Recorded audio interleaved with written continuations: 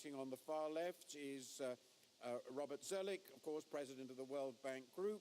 From others, but what I have seen and what we're seeing in numbers and in forecast, some countries have to go full speed ahead and do that fiscal consolidation that is so much needed. I would include in that category certainly those countries that are under program and a few others.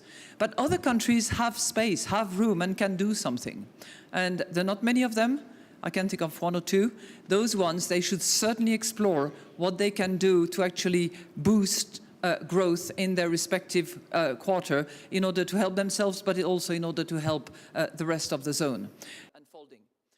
And focusing on solution, Martin, if I may, I'd like to address the European current situation. It is critical that the Eurozone members actually develop a clear, simple firewall that can operate both to limit the contagion and number two, to provide this sort of act of trust in the Eurozone so that the financing needs of that zone can actually be met if the finances of the world are not interested in that zone.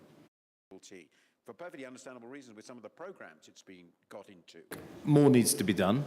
I think the Eurozone understands that, and I think it needs to happen in the next few weeks.